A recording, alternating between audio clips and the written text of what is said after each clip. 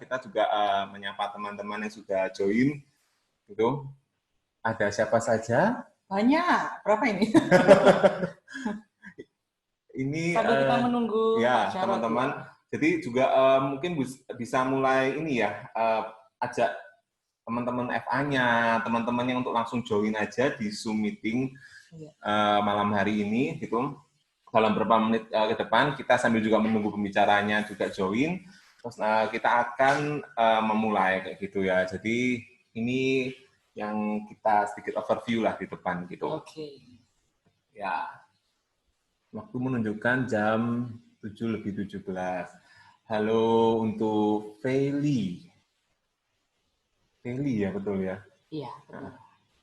Untuk Avandi. Iya. Halo untuk Isabel.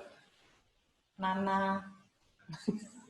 Untuk siapa? Victor Kusuma gitu. Oke. Kita akan untuk Heri Gunawan. Ya. Nggak usah ini ketahuan. Iya, ketahuan. Terus kita juga masih menunggu teman-teman yang lain dan juga pembicaranya ya. Iya, betul sekali. Hari ini pembicaranya spesial, tidak seorang diri. Karena firman Tuhan nggak baik seorang diri saja gitu. Makanya pembicaranya hari ini berdua. Gitu. Komplit. Jadi sepasang suami istri gitu. Dan kita sangat berharap semoga obrolan kita malam hari ini bisa memberkati ya. Iya, dan berbobot pasti. Dan berbobot seperti bobot kali kamu. Oke. Oke. Jadi hari ini kita akan membahas tentang courtship. Oke ya. Itu ya ngomongnya, betul ya. Betul ya. Gitu. Courtship itu apa? Apa yo courtship yo? Court artinya? Court itu. Oke, ship kapal. Itu. Berarti kapal itu. Oke. Maaf ya.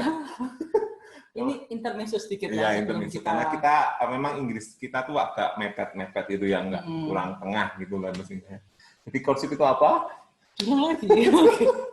Lebih baik nanti pokoknya courtship itu suatu hubungan yang lebih serius. Nah, itu. Bukan cuma sekedar apa ya, suka, setelah itu ya coba-coba gitu ya. Tapi ini lebih dari itu, lebih menjurus kayak gitu. Nah, sebenarnya prinsip courtship ini seperti apa sih gitu ya. Nah, kita akan kedatangan narasumber yaitu seorang pembicara, memang pembicara ya. Jadi sepasang suami istri akan berbicara. Mungkin kalian sudah sering mendengar pembicara ini. Saya pun juga pernah sempat membaca sedikit bukunya gitu ya, sedikit ya. Nggak sampai itu. Depannya. Covernya. Depannya aja. Nggak, jadi memang pembicaranya ini banyak menulis buku-buku rohani gitu ya, yang bisa memberkati juga gitu. Nah, saya akan mungkin coba bacakan juga sekilas ya. Jadi hari ini kita akan dilayani oleh Bapak Pendeta Insinyur Jarod Wijanarko gitu. Lahir di Solo, sebentar lagi ulang tahun, 12 September 1963. Diundang pasti nanti. Siapa ya? Jadi nanti yang akan bersama dengan Pak Pendeta Jarod juga adalah istrinya, Ibu Esther. Itu dan kalau melihat banyak sekali ya dari pendidikan pekerjaan ini dan dia juga memiliki kayak tempat pendidikan gitu ya, Happy Holy Kids. Itu perusahaan entertainment, rumah produksi film anak, I.O. dan perdagangan produk anak-anak. Jadi banyak sekali. Terus organisasi pengalaman dan pelayanannya juga. Jadi menjadi direktur kelompok bermain dan TK Happy Holy Kids dengan 42 cabang dan franchise di seluruh Indonesia gitu. Pelayanan di Oikumene ya, World Surf International yang berpusat di Vancouver, Kanada, melayani di gereja-gereja. Terus juga menjangkau gereja-gereja di pedesaan dan suku-suku terabaikan melalui Yayasan Pulihkan Indonesia, YPI gitu ya. Dan melalui YPI ini telah mengadakan seminar di 32 provinsi di Indonesia. Sampai saat ini seminar dan buku-bukunya telah menjangkau 40.000 gembala gereja lokal di seluruh Indonesia gitu ya. Jadi memang buku-bukunya ini sering beliau ini berbagi gitu ya, sering berbagi melalui buku-bukunya, acara-acara seminarnya gitu. Pendeta Jarod Wijanarko. Orangnya belum join ya? Sudah join. Oh, sudah join ya? Oh. Sudah. Nah, jadi beliau dan bersama istrinya akan berbagi bersama kita. Jadi teman-teman silahkan ini ya, buka hati gitu ya, buka hati gitu ya. Terus juga benar-benar kalau ada yang ditanyakan boleh untuk langsung bertanya di kolom komentar di Zoom gitu ya. Jadi kalian bisa mau nyapa Pak Jarod dulu mungkin? Boleh. Iya. Halo. Sebentar. Kita akan lihat Bapak Pendeta Jarod Wijanarko. Wah, ini. Ya, halo, selamat malam Pak Jarod dengan Ibu. Mute-nya bisa dibuka. Ya, halo, selamat malam. Halo, malam. Ya. Host kali ini dengan saya Julian dan juga partner saya Yonatan. Oke, siap.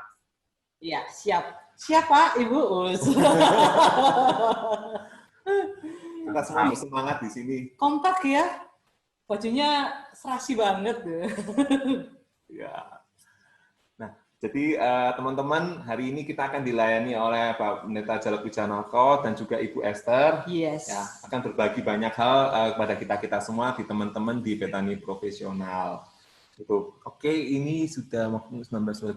Jadi teman-teman, kalian mungkin yang mau untuk ke belakang dulu ke toilet silakan gitu ya. Daripada nanti waktu waktu sudah mulai kalian nanti sibuk dengan hal yang lain. Jadi silakan mumpung masih ada waktu, kalian boleh itu ambil minum boleh, ambil makan boleh gitu ya. Tapi hati-hati tumpah ya gitu ya. Nanti rusak.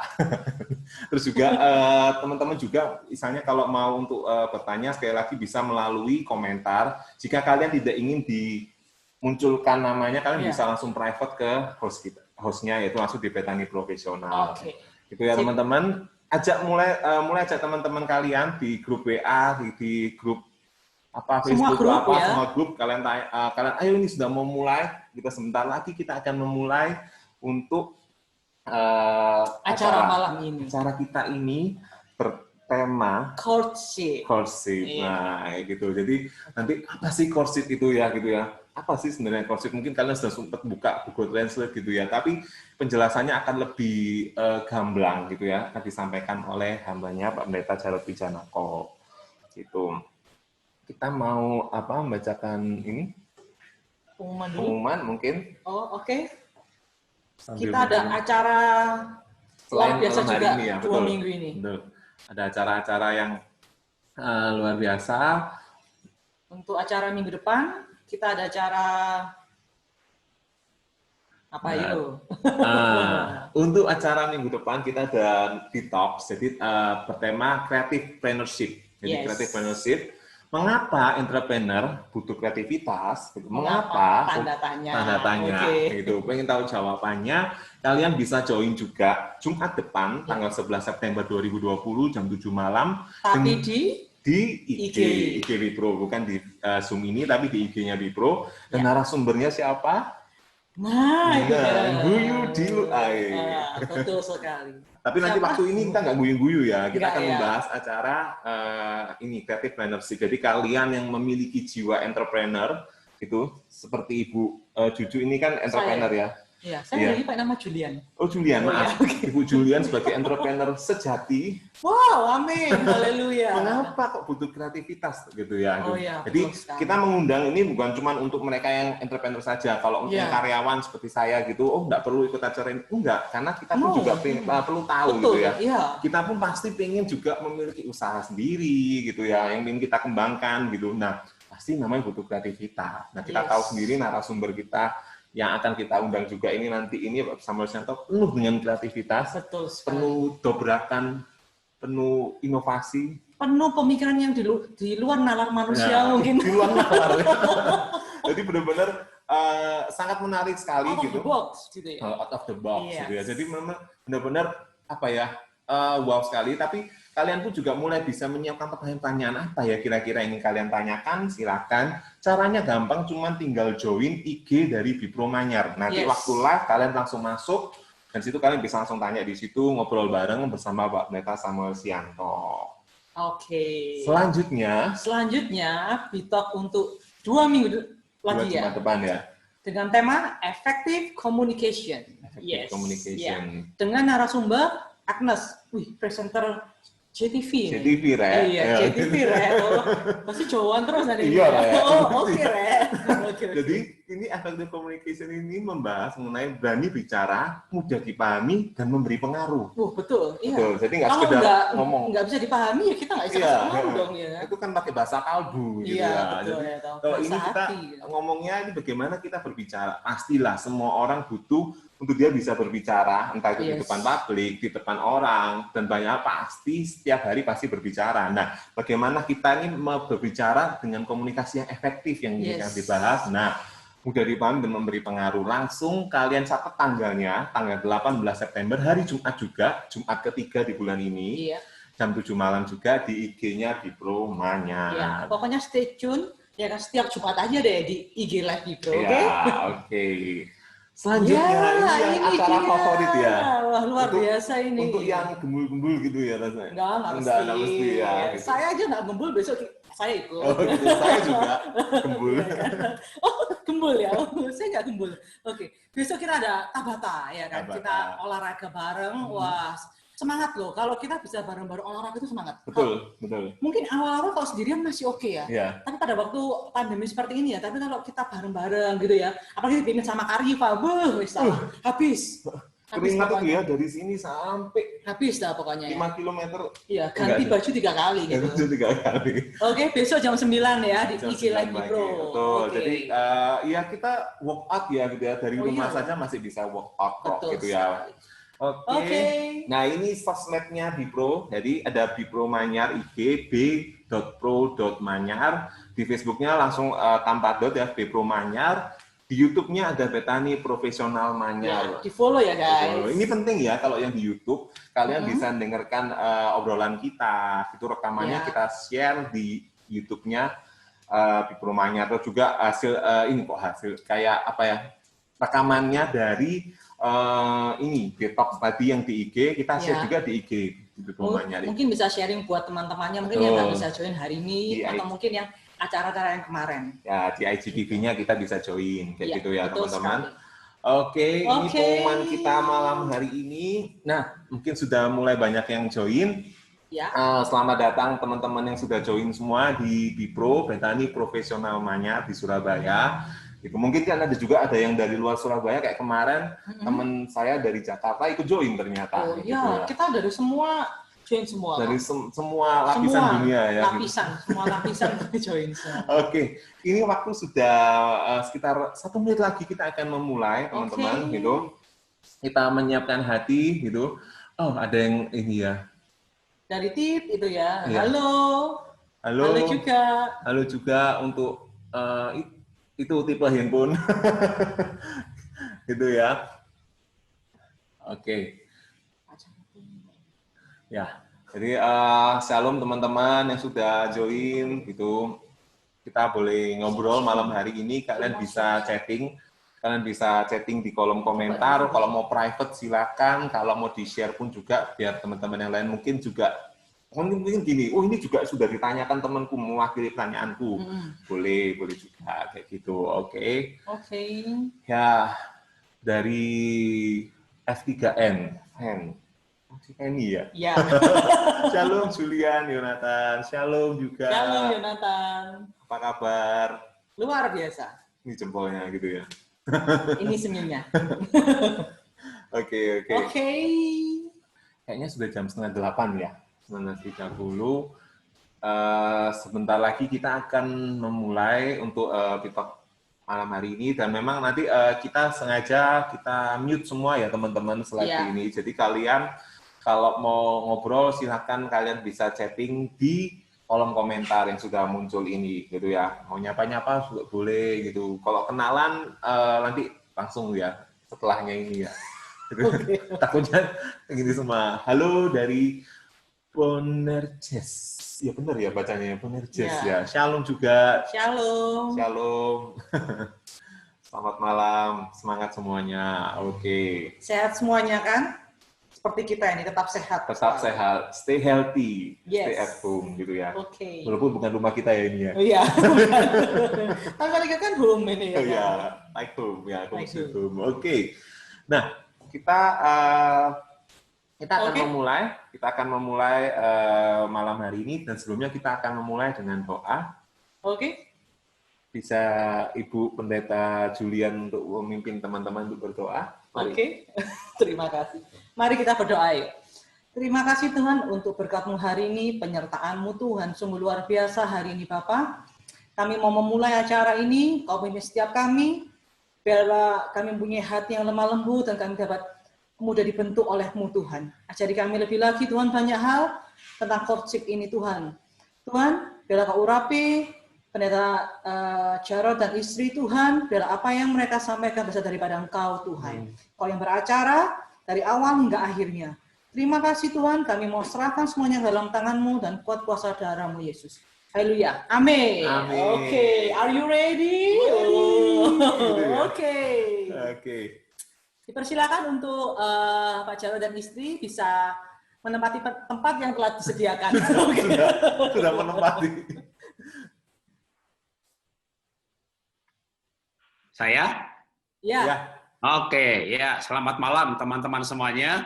Malam kita mau berbicara mengenai courtship atau pacaran. Nah, saya singkat aja 5 menit mungkin sebagai prolog pendahuluan. Setelah itu kita full talk show saja sampai pertanyaannya habis, karena saya lihat host sudah mengumpulkan pertanyaan yang kayaknya kalau dibahas dijawab satu-satu mungkin kita selesai jam 9:30.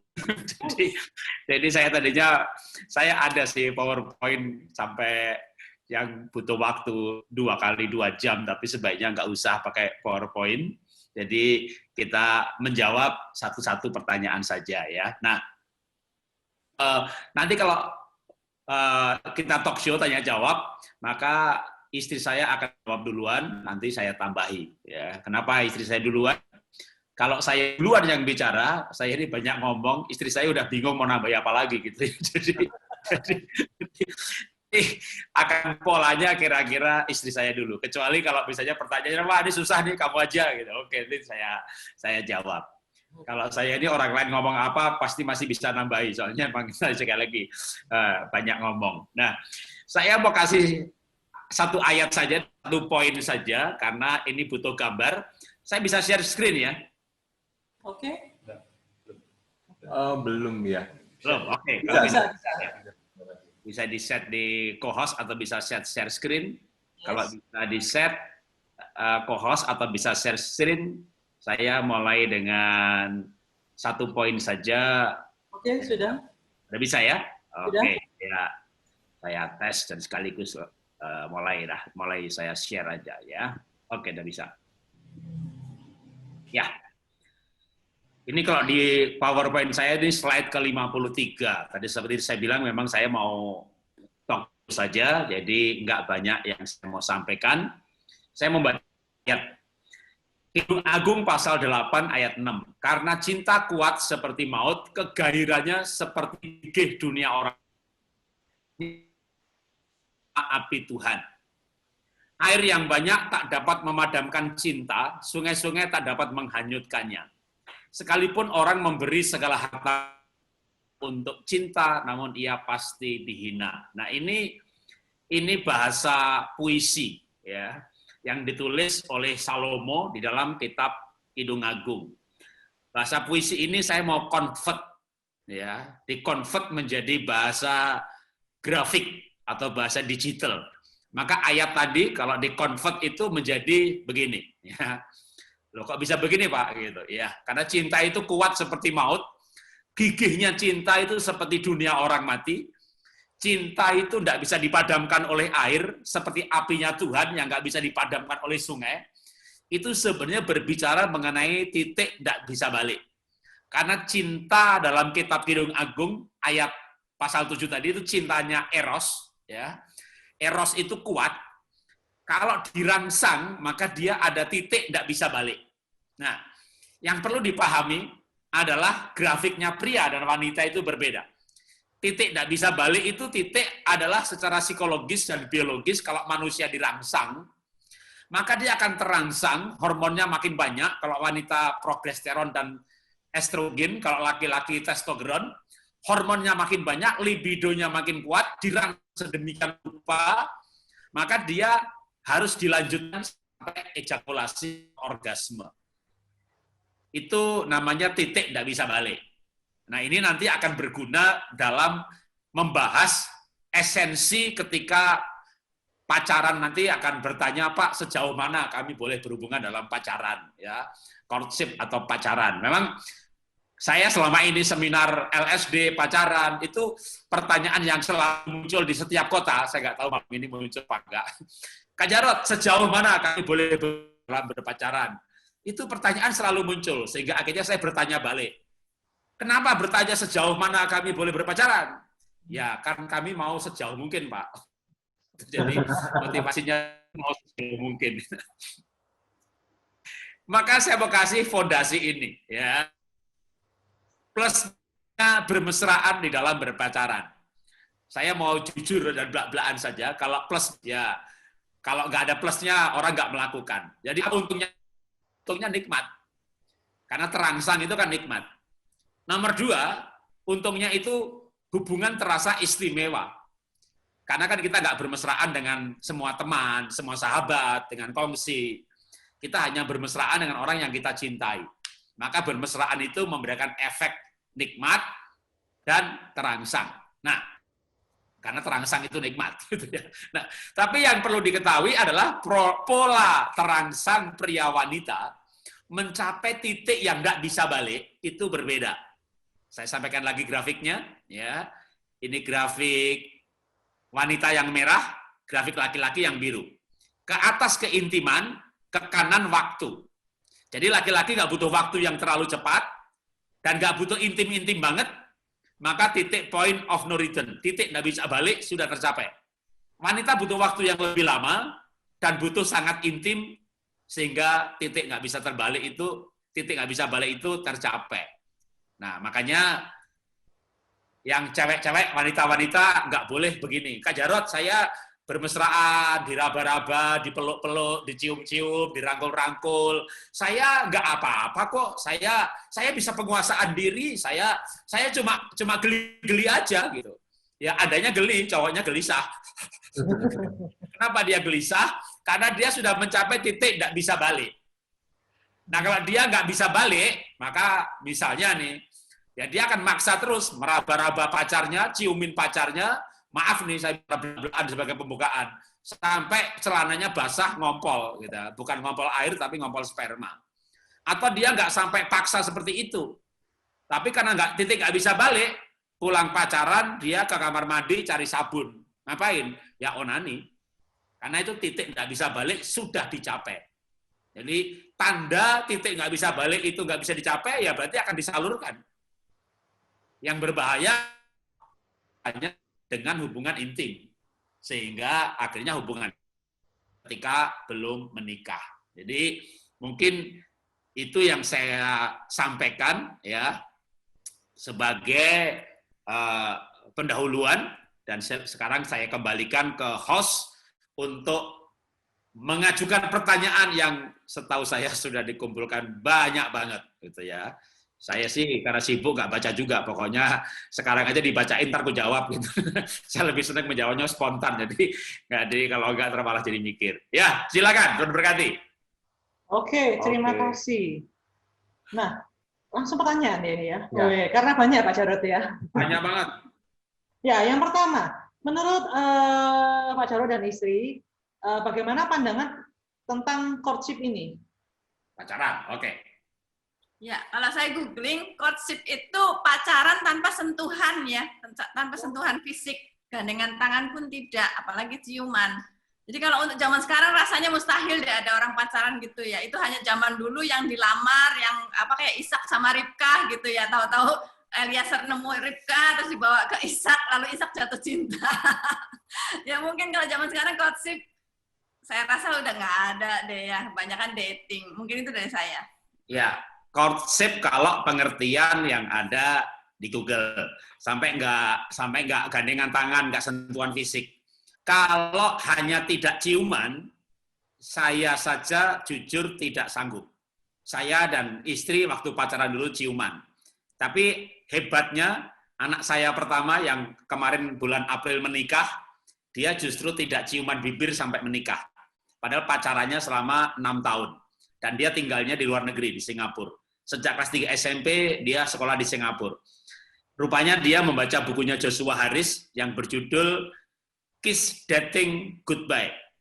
Goodbye Kiss Dating. Jadi berpacaran, dating, berkencan tanpa berciuman bibir. Padahal kami tidak melarang sampai seradikal itu. Tapi dia sendiri yang berkomitmen bernasar seperti itu. Sebagai catatan, Joshua Harris secara pengajaran mengenai pacaran radikal sekali, tetapi harus jujur juga bahwa akhirnya beliau pernikahannya harus gagal atau bercerai di tengah jalan. Tapi di luar soal perceraiannya, maka soal pacarannya itu luar biasa. Nah, kalau saya mungkin pakai istilah pacaran ya, bukan courtship-nya. Nah, pacaran itu tidak alkitabiah karena di Alkitab tidak ada ayatnya. Tapi saya mencoba tidak selalu alkitabiah karena saya tinggal di bumi dan saya mau berbicara realitas. Maka realitas pacaran itu ada. Bahkan saya berkata bahwa pacaran itu diperlukan. Tapi pacaran yang mana dulu gitu ya? Pacaran definisi saya. Jadi kalau Google kasih definisi biarin, tapi saya mau kasih definisi saya sebagai fondasi ajaran saya. Karena saya mengajarkan mengenai pacaran. Saya menulis buku mengenai cinta, seks, dan pacaran. Nah, maka pacaran yang saya maksud adalah persiapan pernikahan. Jadi cari suami, cari istri, kalau sudah ketemu, persiapan menikah itu namanya pacaran. Pacaran bukan berarti tunangan. Ya, nanti dalam tahap berpacaran, dalam tahap mempersiapkan nikah, ketika sudah betul-betul serius, ada tunangannya. Tapi sejak menyatakan cinta, I love you, yes, you love me, oke. Nah, sampai menikah, itulah yang disebut dengan pacaran. Pacaran sebagai persiapan pernikahan. Nah, itu definisi atau pengertian yang saya letakkan sebagai dasar untuk selanjutnya. Terima kasih.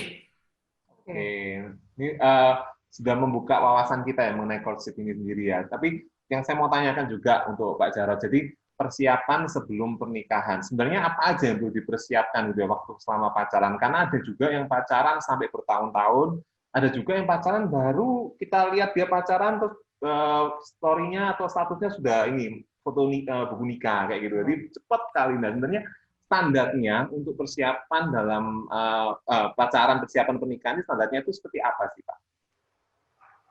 Ya, memang pacaran yang untuk persiapan pernikahan ya, bukan pacaran anak-anak SMA ya. Kalau pacaran anak SMA itu kan cuma jalan-jalan, makan, nonton ya.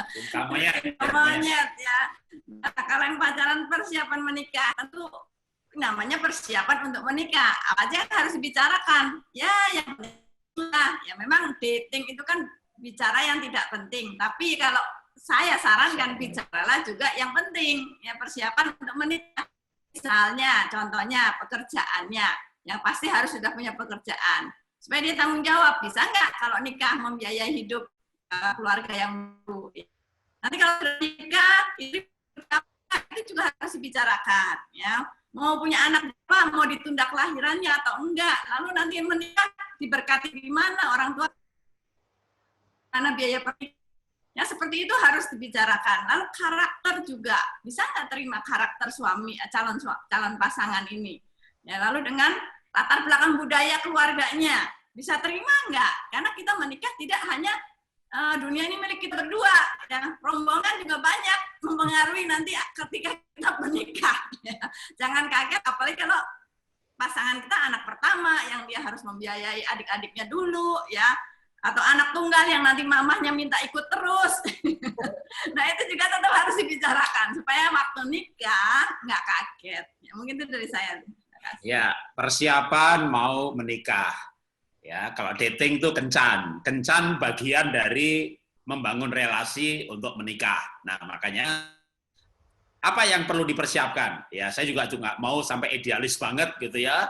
Nanti kalau idealis banget, semuanya mikir, ya udahlah nggak usah nikah dah, gitu.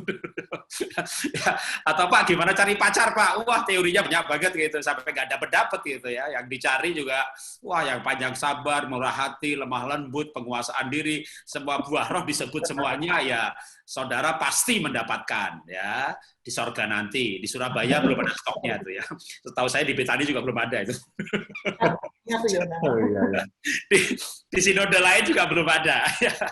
Jadi, oke, jadi apa yang esensi dari selama pacaran atau persiapan menikah? Yang pertama ya, kalau mau praktis ya cinta.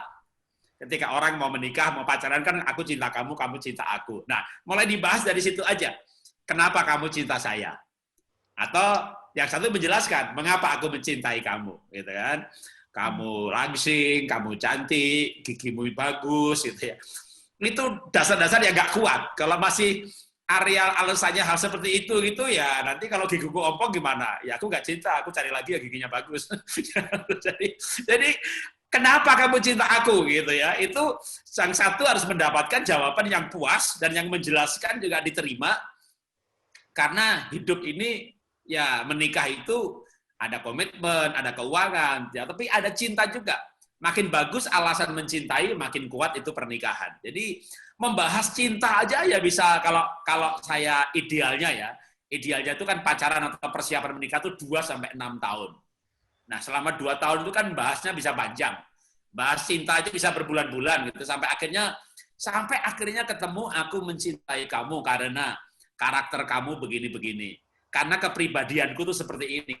Personality saya bagus tapi nggak sempurna. Kamu tuh melengkapi saya. Nah ini alasan mencintai makin lama, makin dalam, makin baik, sampai ke kepribadian.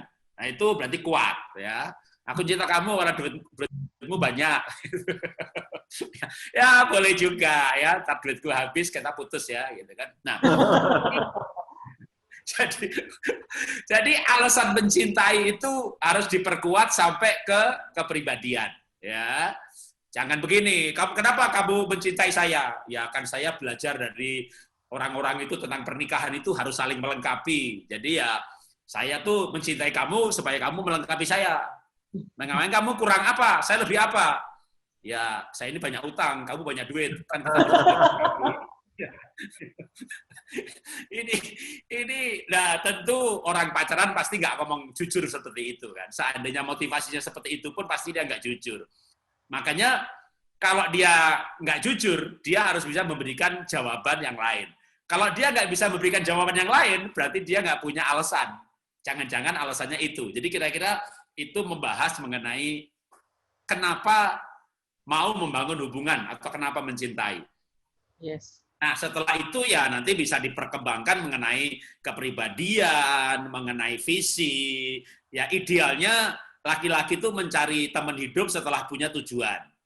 Maka dia cari teman yang menolong untuk orang bisa mencapai tujuannya. Wanita harusnya cari laki-laki yang punya tujuan. Yes. Dan dia mau menyerahkan dirinya untuk dibawa dalam hidup ini. Jadi itu tanda-tanda, itu sebenarnya persyaratan untuk mulai mencari teman hidup ya, tapi yang dibicarakan ya kenapa mencintai, lalu apa tujuan hidupnya akan dicapai nanti, lalu boleh mulai berbicara latar belakang budaya, ya nanti sambil jalan yang dibicarakan makin banyak hal-hal yang memang di pernikahan nanti akan dikerjakan gitu. Tapi menurut saya langkah pertama dulu dah, kenapa kamu cinta aku gitu dulu ya. Oke, makasih. Oke. Luar biasa. Ya. Para cowok sudah tahu jawabannya ya, tapi jangan pakai itu loh ya, ya kan? Betul. Ya, nanti kita akan tanya lebih detail lagi. Kenapa kamu mau memperlakukan kamu lebih lagi? Jadi nggak bisa cuma menjawab itu aja, ya kan? Kita cewek juga harus lebih pintar untuk menanyakan itu, ya kan? Wartawan berarti ya, detektif. Ya, kita harus enggak, lebih dari itu, intel. Cari tahu gitu ya. Oke, lanjut. Jadi ya teman-teman kalau mau bertanya silakan, nanti bisa chatting di kolom di bawah gitu ya. Kalian mau privately boleh, kalian mau untuk publik juga boleh gitu ya. Ini saya juga sempat ingin bertanya juga untuk Pak Jarod ya. Jadi tadi kan sudah persiapan ini ya, sudah tahu gini. Jadi ini istilahnya kan pacaran, terus di dalam masa pacaran itu persiapan aja kan kita ngobrol gini-gini. Misalnya ini gitu ya, di tengah jalan waktu ngobrol-ngobrol gitu ternyata itu menemukan motivasi yang nggak benar atau menemukan apa ya sesuatu yang nggak benar lah, terus akhirnya nggak cocok gitu ya mungkin ya, terus memutuskan untuk putus gitu. Nah kalau gitu kan berarti nanti suatu saat ada juga banyak yang pandangan bahwa nggak apa-apa putus putus nyambung juga boleh, ataupun putus terus nyari yang lain kita nyoba aja dulu pacaran. Kalau nggak pacaran kita nggak bisa kenal, nggak bisa tahu kayak gitu. Nah itu selalu kayak gitu, aku selalu dibohongin seperti itu. Nah gitu ya, korban ya. Nah menurut Pak Jarod sendiri sebenarnya orang yang dia memutus pacaran putus gitu ya, kemarin putus sama ini terus itu dihapus, sudah ganti berarti gitu pasangan. Jadi kalau model seperti itu sebenarnya benar atau enggak sih Pak menurut Pak Jarod? Ya, kalau pacaran putus masih boleh, tapi kalau sudah nikah enggak boleh. Makanya waktu pacaran benar-benar melek, jangan cinta buta, ya cinta melek supaya bisa lihat benar-benar. Tapi kalau udah nikah harus merem, ya semua kejelekan harus jangan dilihat. Nah, kalau putus nggak apa-apa, ya bukan dosa. Tapi kalau gonta-ganti pasangan, bolak-balik putus, mesti ngaca. Ya, kenapa kamu bolak-balik putus? Dan itu menyakiti hati. Ya, itu sudah berbuat dosa kalau kita bolak-balik menyakiti hati orang yang kita putuskan. Jadi saran saya waktu sebelum melangkah ke pacaran, berdoa dulu seperti Eliezer waktu jodoh buat Ishak. Tuhan, buat perjalanan aku berhasil supaya aku bisa menemukan memang jodoh yang Tuhan mau buat tuanku. Minta tanda, doa pasti Tuhan jawab. Kita benar-benar gitu memang mau melangkah ke hubungan yang serius, bukan asal gonta-ganti. Kalau yang namanya gonta-ganti namanya playboy. Atau playgirl, ngomongin dari saya. Playgirl juga ada loh. Oke, saya tambahi. Jadi kalau ini saya dan istri ya, istri saya itu sejak masih remaja sampai kuliah tidak pernah punya pacar. Jadi karena memang dia tidak mencari pacar, dia mencari suami dan dapatlah saya. Jadi saya ini pacar pertama dan yang terakhir. Jelas. Luar biasa lagu ya. Istri saya ini tidak pernah putus pacar. Kalau saya ini pernah putus 3 kali, jadi istri ini yang keempat. Nah, tapi saya mengajarkan, walaupun saya pernah putus pacar 3 kali, gitu ya, saya tetap mengajarkan tidak boleh gonta-ganti pacar. Nah, dulu saya pertama tuh SMP, ya jatuh cinta monyet, ya. Lalu SMA jatuh cinta lagi, ya cinta King Kong lah, gitu kan. Lalu SMA jatuh cinta lagi, gitu ya. Yang kedua kali gorila. Nah, SMA saya bertobat, saya jadi orang Kristen. Nah, ketika jadi orang Kristen saya belajar firman Tuhan bahwa di Alkitab tidak ada pacaran. Terus saya belajar bagaimana Iskak dan Ribkah monogami di Alkitab. Abraham poligami, Yakub poligami, dan banyak, Daud poligami, Salomo apalagi, tapi Ishak tidak poligami. Ternyata kisah bertemunya Ishak dan Ribkah itu menarik. Perjodohan mereka itu dengan tanda-tanda yang jelas disertai Tuhan. Walaupun karena budaya, Ishak dicarikan oleh Eliezer itu karena budaya. Ya kalau kita cari sendiri. Tapi bagaimana Eliezer berdoa minta pimpinan Tuhan dalam mencari jodoh. Begitu ketemu, lalu menikah.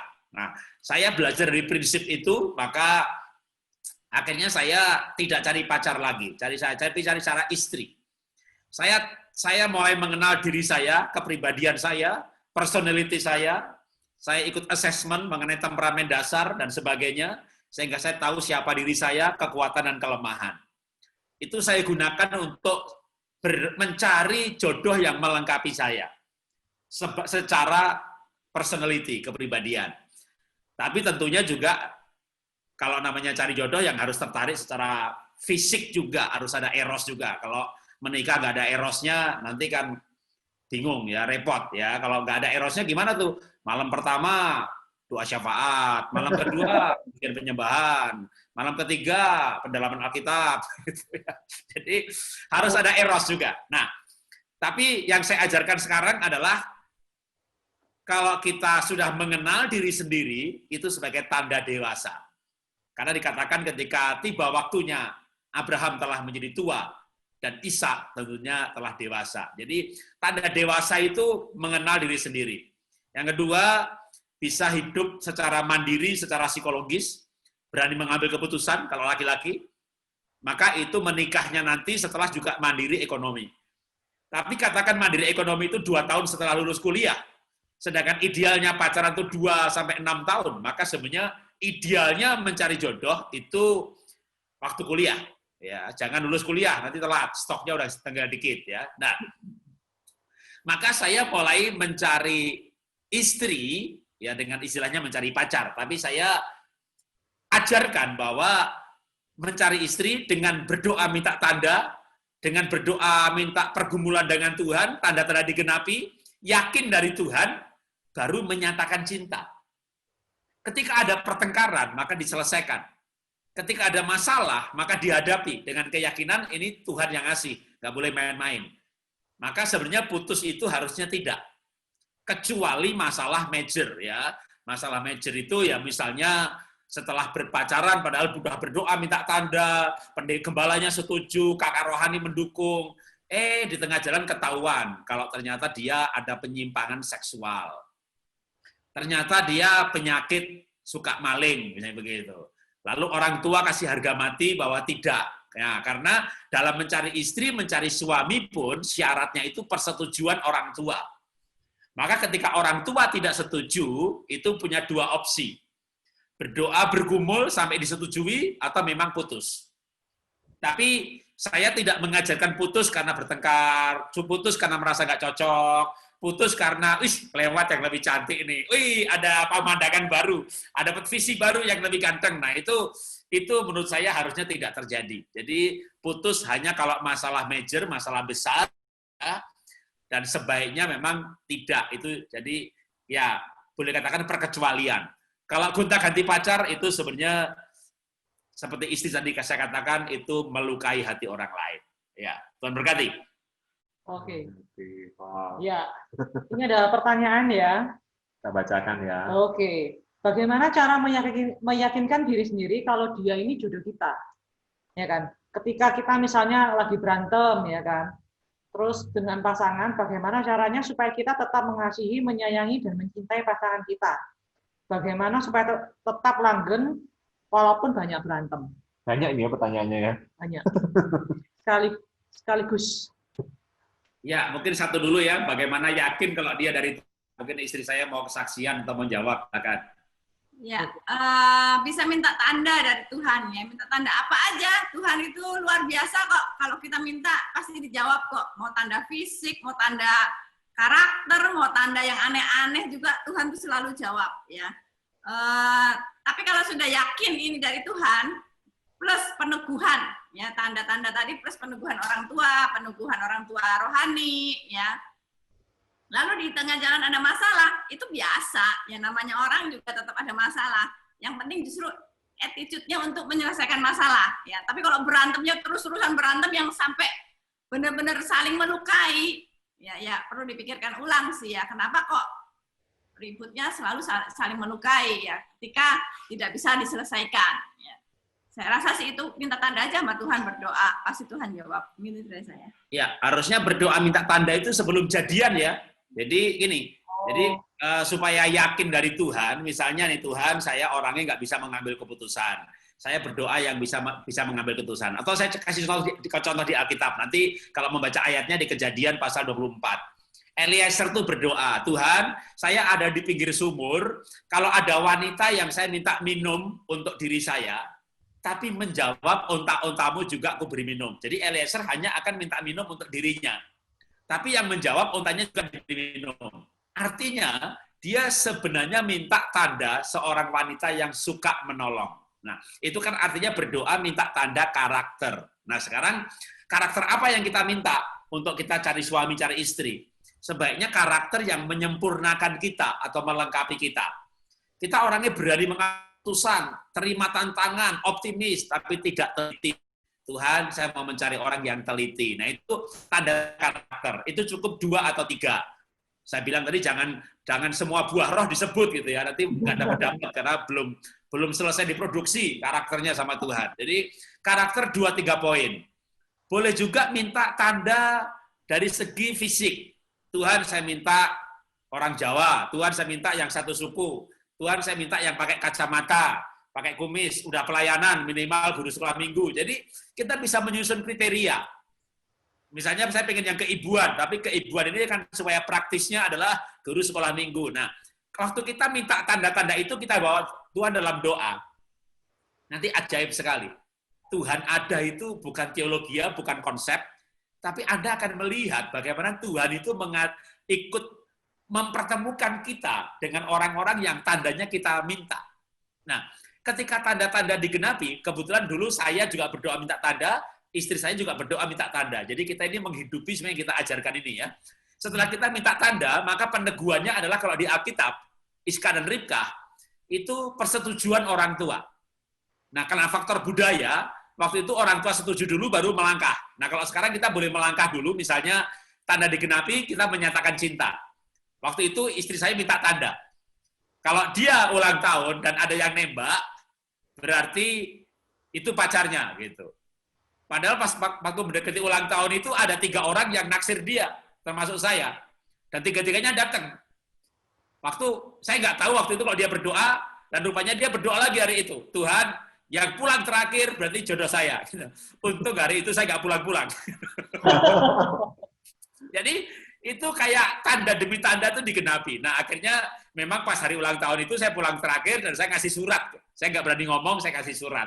Tapi itu ternyata jawaban doa bagi dia. Nah, setelah kita jadian lewat surat itu, istri saya bilang begini, 2 bulan lagi Papa mau datang ke Jakarta. Karena orang tuanya dia gembala, pendeta, sering khotbah di Jakarta. Nanti dia mau mampir Bogor, mau ketemu sama kamu. Oh oke, gitu ya. Kenapa? Ya kalau Papa Mama setuju kita jalan, kalau nggak setuju kita putus. Mumpung baru jadian, kalau putus itu lukanya nggak banget-banget. Jadi kalau supaya gimana caranya kita yakin dari Tuhan, minta tanda, berdoa, tandanya digenapi, masih ragu-ragu, disetujui oleh orang tua kedua belah pihak.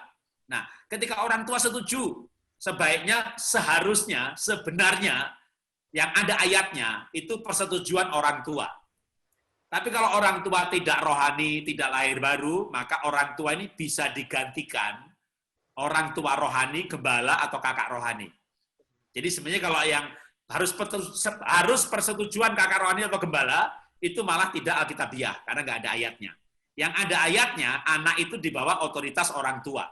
Jadi yang menyetujui kita menikah dengan siapa, ya atau tidak, pacaran dengan siapa, ya atau tidak, itu orang tua. Tapi dalam kondisi tidak ideal, karena orang tua tidak dalam Tuhan, maka itu bisa diwakilkan orang tua rohani. Nah, kita saling tertarik, kita saling cinta, orang tua setuju, maka itu peneguhan. Nah, kita yakin dari Tuhan. Nanti kalau ada pertengkaran di tengah jalan, dengan keyakinan dari Tuhan, maka bertengkar itu nggak bikin kita mudah putus. Kalau bertengkar ya diselesaikan, bertengkar diselesaikan, bertengkar diselesaikan. Ini namanya persiapan menikah. Bagaimana belajar menyelesaikan pertengkaran. Karena menikah itu kira-kira 50 tahun. Itu akan banyak bertengkar. Nah, kalau waktu pacaran nggak pandai bertengkar, nanti pasti nggak bahagia. Jadi, bertengkar itu wajar. Ya, semua orang menikah itu bertengkar. Cuma ada yang pandai, ada yang tidak. Pandai bertengkar itu bukan berarti mengalahkan pasangan. Itu enggak ya. Bagaimana minta maaf, bagaimana fair, kalau salah ya salah. Nah, kalau bertengkar terus-menerus, ada 2 kemungkinan, belum lahir baru atau tidak mengenal kepribadian, belum mengerti personality.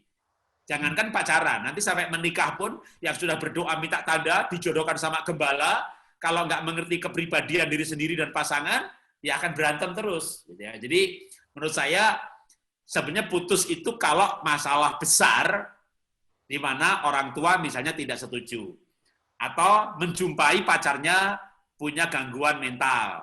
Dia kaya, tapi ke mall selalu maling, gitu kan. Itu kan gangguan mental, atau mengalami kelainan seksual, homo, lesbi gitu ya, atau bisfilia, zoofilia. Jadi dia terangsang lihat ayam gitu ya, lihat anjing gitu ya, lihat pacarnya nggak terangsang. Nah, itu kan penyimpangan seksual. Itu boleh putus ya. Tapi kalau bertengkar menurut saya perlu diselesaikan bukan dengan putus. Oke, lanjutkan.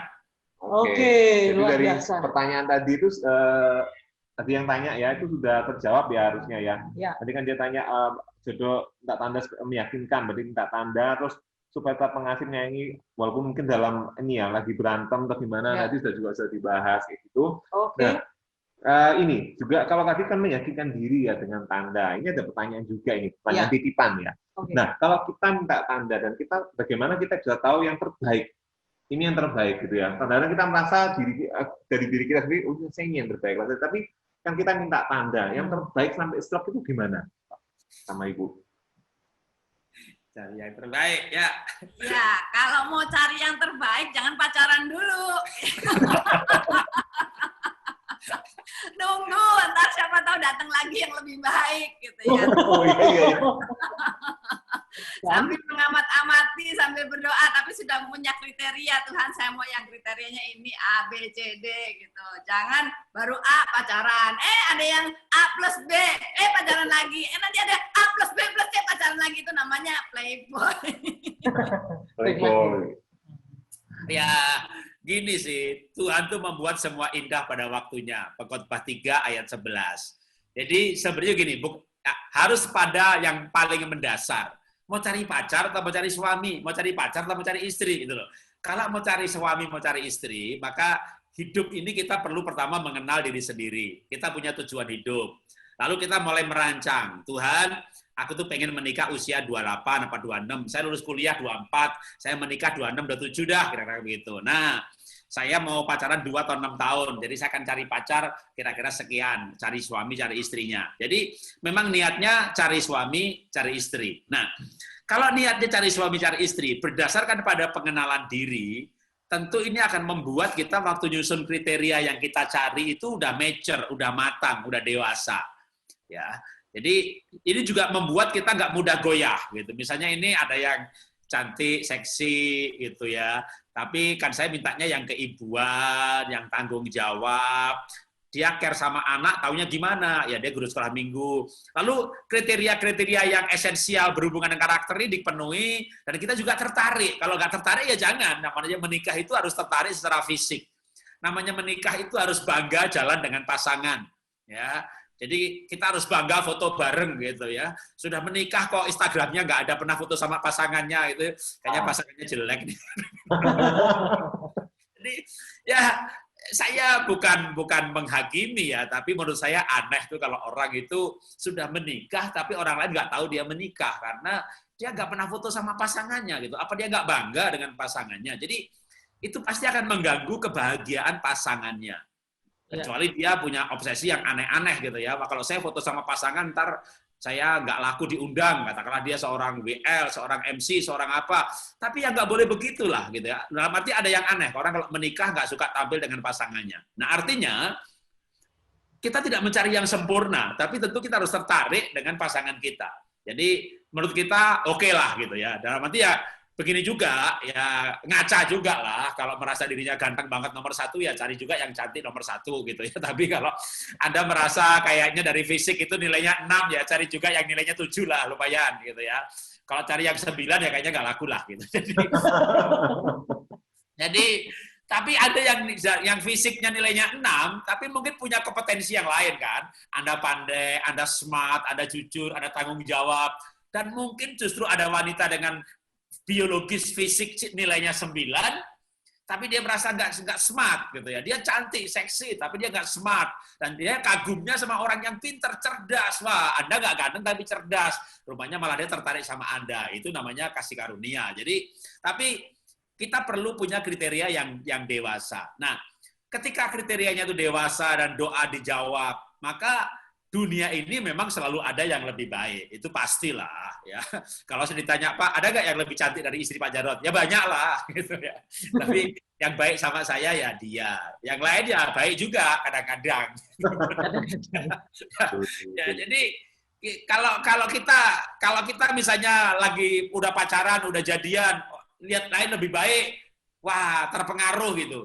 Itu bisa-bisa nanti jadi karakter atau kepribadian, sudah nikah juga begitu loh.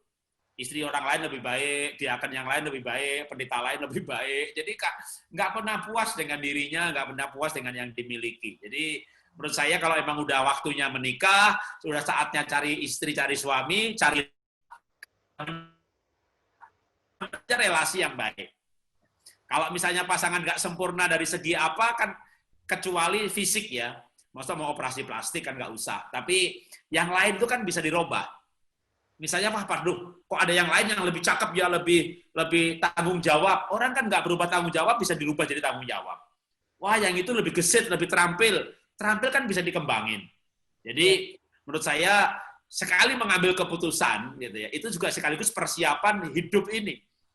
Ketika saya tahun 82 SMA lahir baru, lalu saya cari pacar, cari istri, ya kami pacaran 6 tahun. Ya kami bertengkar, kami menyesal kenapa pacaran, tapi kami nggak putus. Sampai akhirnya makin lama makin diyakinkan bahwa ini adalah keputusan.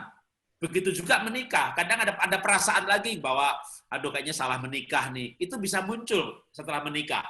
Tapi kalau kita sudah terbiasa dengan komitmen, nah itu yang membuat nanti bukan hanya dalam pacaran dan pernikahan loh. Komitmen itu akan terbawa dalam segala aspek kehidupan. Dan salah satu cara untuk membangun hal itu adalah dalam berpacaran atau persiapan menikah ini. Ya, terberkati. Oke. Ya, lanjut langsung ke pertanyaan selanjutnya. Nah, apa ada tanda-tanda orang yang siap menikah? Mungkin kalau yang cewek gitu siap menikah tandanya gimana? Kalau yang cowok siap menikah tuh sudah punya gedung gitu mungkin. Gedung buat nikah gitu ya. Bangun sendiri ya. Bangun sendiri. Spesial buat cewek. Kalau ayam ada tuh tandanya mau kawin tuh. Orang Jawa bilang memeti gitu ya. Memeti itu petak-petok cari tempat gitu, tetap kawin ya. Kalau orang biar istri saya jawab deh. Ya, secara psikologis dia sudah siap ya, dalam arti dewasa. Ada yang usianya sudah dewasa tapi psikologisnya masih kayak anak-anak. Nah, itu belum siap nikah. Ya, apa-apa mesti nanya mama. Bentar, nanti kalau misalnya yang kita mau ke mall, anterin saya ke mall, bentar ya aku tanya mama dulu ya, boleh nggak ke mall ya? Itu walaupun sudah gede belum siap nikah, itu mah dikit-dikit tanya mama. Jadi ada kriterianya apa dia secara psikologis dia sudah dewasa. Ya, kalau usia ya kalau pemerintah Indonesia kan menyatakan untuk laki-laki kan di atas 21 tahun dianggap sudah dewasa. Tapi kalau wanita lebih muda dari itu 18 tahun sudah dianggap dewasa. Kalau saya nggak salah sih begitu. Ya, tapi zaman sekarang milenial biasanya mereka lebih pendidikan dulu ya, ada yang S2 dulu baru mau menikah, ya lebih mau mapan dulu, dapat kerjaan dulu baru mau menikah. It's okay aja. Ya, yang penting kalau buat wanita kalau bisa sebelum 30 tahun sudah menikah, karena usia kandungan itu nggak bisa lama-lama ya, karena usia kandungan ada batasnya. Kalau di atas 30 tahun melahirkan anak pertama itu resikonya lebih banyak. Tapi kalau laki mau kapan aja nikah, boleh, monggo. Haleluya. Oke. Kapan untuk menikah? Apa tanda siap menikah ya? Kalau puber, laki-laki keluar sperma, wanita keluar sel telur, itu umur 13 tahun. Tapi itu puber, bukan siap menikah. Siap menikah adalah dewasa secara psikologis atau secara rohani. Laki-laki disebut dewasa kalau dia mengenal diri sendiri, punya tujuan hidup. Jadi misalnya kuliah tentu bisa mandiri, bisa dewasa psikologis dan rohani. Tapi kalau dewasa ekonomi, kalau kuliah pasti belum. Nanti dia akan dewasa ekonomi kalau setelah kuliah bekerja. Nah, tapi tidak harus mapan sebenarnya ya. Nanti tidak harus punya rumah, punya mobil baru menikah. Saya malah tidak setuju dengan pandangan itu. Harusnya menikah itu nanti setelah menikah berdua berjuang mencari kemapanan. Karena bonding yang terkuat itu adalah perjuangan bersama. Jadi, tapi harus mandiri secara ekonomi. Dalam arti, dari gajinya, maka cukup buat makan berdua. Kalau nggak punya rumah, bisa kontrak rumah. Nggak punya mobil, bisa naik Grab atau naik angkot. Itu tidak esensi. Tapi setelah menikah, tidak boleh lagi minta uang sama orang tua. Maka kalau mau menikah 2 tahun setelah lulus kuliah atau 2 tahun setelah bekerja, maka kalau mau pacarannya itu adalah 6 tahun, kan berarti kuliahnya udah cari pacar. Nah, tapi waktu dia cari pacar, sudah dewasa secara psikologis dan rohani. Cuma belum dewasa ekonomi. Tentu dewasa ekonominya nanti adalah persiapan menikahnya. Tapi untuk membangun persiapan menikah sendiri kan butuh waktu lebih lama. Kalau misalnya, kenapa nggak lulus kuliah baru mencari teman hidup? Saya cenderung menyarankan cari pacar itu waktu kuliah, kecuali kalau yang sekarang ini yang dengerin sekarang ini sudah terlanjur lulus gitu ya. Kalau sudah lulus kuliah itu ya pertama stoknya makin sedikit, pergaulan kita juga nggak luas lagi. Belum lagi sudah kerja dua-duanya, ya baik si laki atau si perempuan, udah ngerti duit, udah ngerti tagihan, malah kadang-kadang cintanya tidak murni gitu ya, kebanyakan hitungan duitnya. Jadi kalau saya menyarankan mahasiswa itu masa-masa idealis. Mengenal diri sendiri, mengerti karakter, cari yang dibutuhkan, tertarik karena karakternya, lalu setelah lulus, kerja, lalu menikah. Nah, kenapa saya tidak menyarankan mapan baru menikah? Ketika Anda sudah terlalu mapan, lalu ada orang yang senang dengan Anda bisa ragu-ragu, orang ini senang dengan saya atau kemapanan saya. Anda pun bisa ragu-ragu dengan cintanya. Kedua, apalagi kalau wanita ya, wanita mapan laki-lakinya malah takut mendekati. Jadi sebenarnya sekali lagi, soal mapan itu sebenarnya justru harusnya dicapai bersama-sama. Ikatan relasi, kekuatan ikatan relasi itu ketika berjuang bersama-sama. Mapan ketemu mapan menikah, belum tentu ikatannya kuat. Begitu berantem, hitung-hitungan. Ini rumahku, tapi ini mobilku. Ya, waktu aku nikah sama kamu, aku udah punya segala sesuatu. Dari kamu aku nggak dapat apa-apa. Jadi, kenyataan permasalahan pernikahan justru seperti itu. Jadi orang-orang yang bondingnya kuat itu yang berjuang bersama-sama. Maka kalau belum terlanjur lulus kuliah, ya carilah waktu kuliah. Kalau sudah terlanjur, ya sudah nggak apa-apa. Tapi jadi menurut saya kalau ada cari yang mapan itu alasannya aja udah salah. Berarti Anda menikah karena alasan ekonomi. Jadi Anda menikah harus karena alasan tujuan hidup, karena visi, karena karakter yang melengkapi. Lalu kemapanan itu dibangun bersama-sama, berjuang bersama-sama. Jadi tentu sangat manusiawi sih cari yang mapan. Tapi menurut saya ya kalau manusiawi berarti nggak ilahi, ya nggak rohani. Karena dunia sama rohani itu sebenarnya bertentangan. Tapi tentu tidak.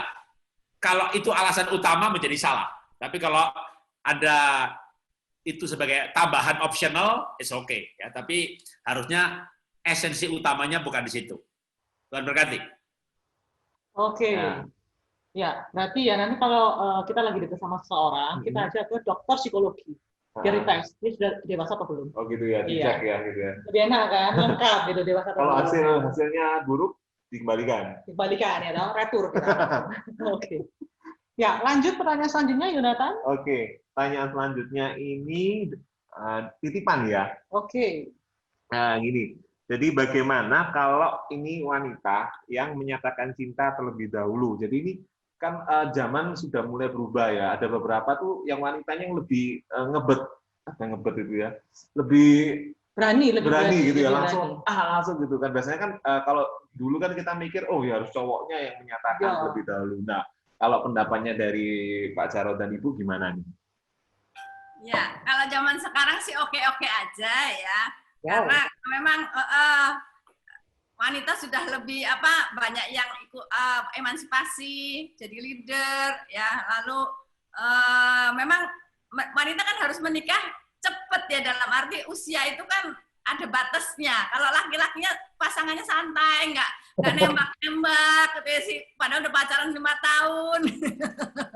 Terus cowoknya pragmatik ya, lemak gitu. Sedangkan ceweknya lebih kolerik, lebih leadership, nggak apa-apa sih. Tapi ya jangan to the point banget, Mas, yuk kita kawin, aku suka sama kamu. Ya boleh, kasih tanda-tanda ya kita sudah pacaran, udah jalan 5 tahun gitu ya. Gimana rencana menikahnya? Saya sih suka, saya sih mau gitu ya, hidup bersama dengan kamu.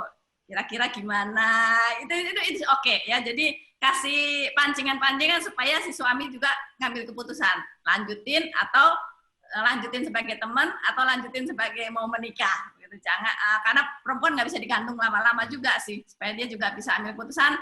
Kalau si cowok ini cuma mau teman, ya udah kita temenan aja. Dia boleh pindah cari jodoh yang lain. Mungkin itu dari saya.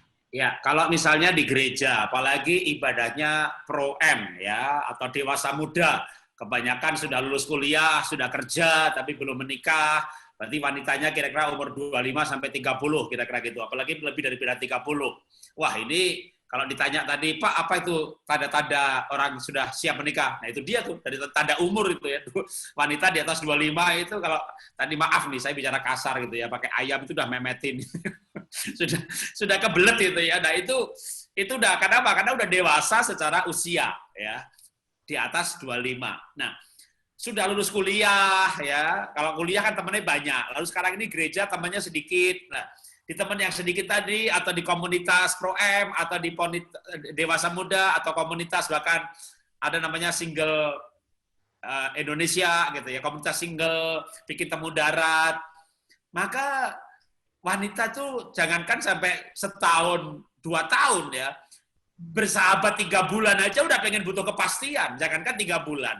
Saya ini sekarang ini membina komunitas namanya Single Kristen Indonesia. Ada WA grupnya, kami bikin seminar Zoom seperti ini, khusus para single 30 plus. Jadi yang malah memang yang kita kumpulkan yang sudah 30 plus gitu ya, udah beberapa kali bikin seminar. Nah, lalu ketika mereka bikin seminar, mereka bikin temu darat. Ini udah masa habis pandemi kemarin nih, Agustus ini kemarin ketemu di kumpul-kumpul di Bandung gitu. Maka ada yang langsung konsultasi sama saya, Pak, kita udah ketemu 2 kali gitu. Apa sebaiknya saya menyatakan cinta ya Pak ya gitu. Ini yang cewek. Jadi 2 kali aja udah rasanya udah pengen segera ada kepastian ini. Ya itulah memeti tadi kan udah kebelet karena faktor usia udah 30 plus gitu. Nah, saran saya begini sih. Ya, kalau wanitanya sanguin dan kolerik, ini memang tipe inisiator. Dan cowoknya itu pragmatik atau melankolik. Ini walaupun cowok, tapi tipe follower. Nah, tentu mengharap si pragmatik itu menyatakan cinta atau mengambil keputusan, jangankan 2 kali. Mungkin udah bertemu setahun juga nggak ngomong apa-apa gitu. Nah, maka boleh nggak wanita menyatakan? Mungkin saran saya juga bukan menyatakan sih, tapi tadi istilah bilang tuh mancing-mancing. Jadi udah ketemu 2 kali, 3 kali, pengen yakin tuh dia tuh seneng sama saya nggak sih gitu. WA ya ngomongnya gitu-gitu aja.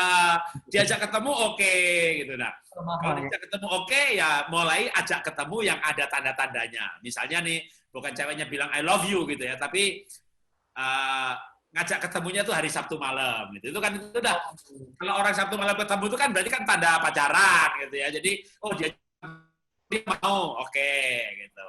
Nanti melangkah lebih lanjut lagi, ceweknya yang ngajak aja. Temanku ini ada yang ulang tahun, semuanya ini dia ulang tahunnya dibikin istimewa banget loh. Hanya untuk 30 orang dan semuanya pasangan. Mau nggak kantor saya? Kode. Mau kantor saya gitu ya. Jadi kalau dia mau nganter ya berarti oke, udah. Tapi dia nggak ngomong-ngomong ini memang dia laki-laki nggak tipe ngomong. Kalau saya kan ketahuan banget dari tadi lihat saya ngomong terus itu kan. Ini pasti baju. Jadi kalau dia laki-laki yang tipe diem gitu ya, dia nganter. Oke kantor. Nggak ngomong juga gitu ya. Ada mulai gemes ya. Ini wanitanya mulai gemes nih. Ini udah nganter berdua, acaranya pasangan masih nggak ngomong gitu ya. Kalau belum ya tadi mau nggak kamu kan kenalin aku dong ke orang tuamu, dikenalin juga gitu, tapi masih nggak ngomong juga gitu. Nah itu Anda boleh kalau berbicara kita ini sebenarnya statusnya apa ya, ya. Tapi Anda bisa melangkah dengan tanda-tanda tadi, ngajak kegiatan-kegiatan yang kalau misalnya, tapi gini ya, kalau Anda mengajak, yuk kita malam minggu nonton, Anda merasa punya feeling bahwa dia senang sama Anda. Lalu Anda sebagai wanita ngajak begitu, dia tolak, nah itu Anda harus siap, ya jangan sakit hati. Kalau ditolak, dia nggak mau, berarti dia hanya mau bersahabat. Nah, saran saya nih, kalau dia diajak nonton nggak mau, maka jangan putus persahabatan. Biasanya kalau wanita 25 plus, 30 plus itu begitu nggak mau, terus putus persahabatan. Jadi benar-benar cari suami, cari istri nih. Maka saran saya begini, ya kalau nggak dapat suami, nggak dapat istri, dapat sahabat gitu loh. Jadi kalau diajak nonton nggak mau, ya sudah gitu ya. Mungkin dia kalau masih lain kali diajak makan bakso bareng-bareng rame-rame masih mau, oh mungkin dia masih mikir, dia nggak mau melangkah terlalu cepat. Sedangkan Anda pengen cepat-cepat banget gitu. Jadi jangan langsung begitu nggak mau, udah putus gitu. Kemarin saya juga nangani, Pak, saya keluar dari grup. Loh kenapa? Saya ajak begini, dia nggak mau. Ya kenapa keluar? Ya saya marah. Ya ngambek banget, bener-bener ngambek duluan gitu ya.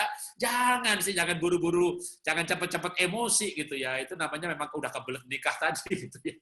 Jadi sabar sedikit. Jadi boleh ngajak bertahap ke acara-acara yang menunjukkan kalau dia serius.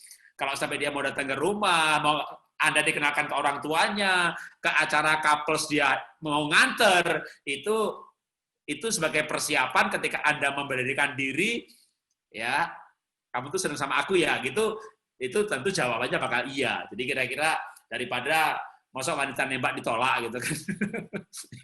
Jadi menurut saya menyatakannya dengan ya tadi strategi mengajak ke acara-acara tertentu. Oke, silakan dilanjutkan. Oke. Oke. Nah, Pertanyaan selanjutnya. kita mungkin mau coba buka kolom ini ya. Pertanyaan mungkin ada yang sudah masuk juga. Sudah ya. Sudah. Ini ya, lanjut ya.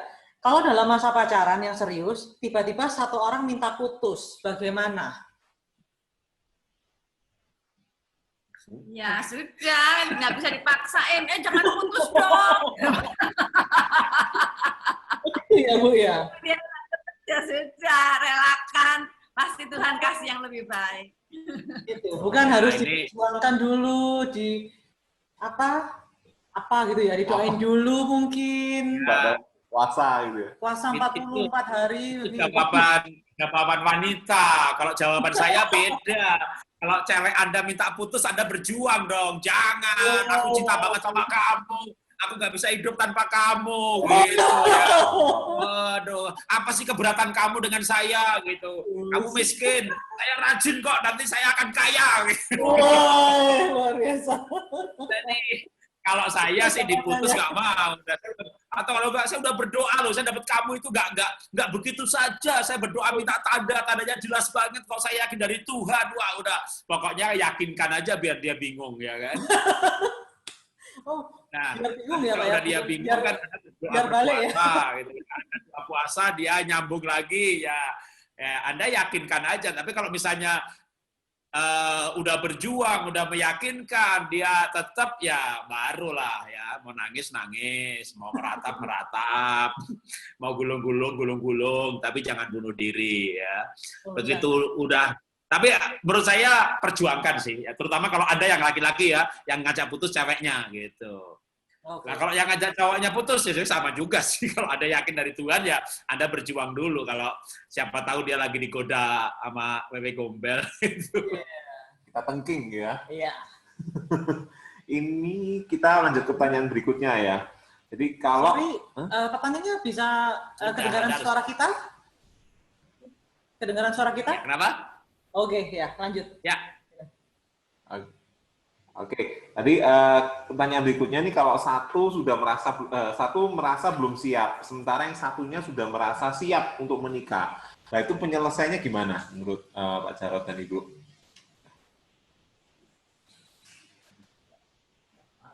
Ya, nikah itu kan harus dua-duanya siap. Ya, jadi yang sudah siap itu ya kasih itu kan sabar ya, panjang sabar ya, sabarlah tunggu pasangannya sampai benar-benar siap. Nah untuk itu ya dipersiapkan. Apanya nih yang belum siap? Misalnya ya saya masih nunggu adik-adik saya selesai sekolah gitu. Ya dibantulah adik-adiknya. Gimana kalau saya bantu? Gitu ya keuangannya atau apa gitu. Atau belum siapnya kenapa? Ya saya kan masih mau kuliah dulu gitu. dibicarakan aja kalau kuliah sambil menikah gimana nanti. Ya, tapi kan aku belum mau punya anak. Oke, nikah dulu nanti kita KB gitu. Ya pokoknya dibicarain lah. Ya. Susah itu. Udah memeti udah istilahnya. Kalau yang bukan orang Jawa nggak tahu tuh memeti itu apa. Itu kebelet nikah itu gitu ya. Tapi memang menikah itu nggak bisa dipaksa ya. Emang biasanya misalnya laki-lakinya udah umur, malah pengen segera menikah. Ceweknya waktu cari pacar emang beda umurnya jauh. Jadi yang ceweknya belum siap. Kalau umurnya sama, teman kuliah kan lagi seumuran, kadang-kadang malah laki-lakinya yang belum siap. Tapi kalau misalnya orang mencari yang bukan teman kuliah, sehingga bedanya usia 4 tahun, 5 tahun, begitu. Waduh, wanitanya masih pengen ini, pengen itu, masih pengen jalan-jalan, masih pengen, wah ya harus sabar-sabar ya. Nah kalau wanitanya yang buru-buru, karena wanitanya udah cukup umur, laki-lakinya keberatannya apa? Sebenarnya kalau yang laki-lakinya yang keberatan, solusinya biasanya malah lebih cepat. Karena biasanya laki-laki keberatannya belum siap ekonomi, masih bantu adik-adik. Nah, maka istri atau wanitanya bisa mengatakan bahwa setelah menikah, saya mau kok kamu tetap membantu adik-adik kamu. Jadi keberatan-keberatan apanya itu dibicarakan.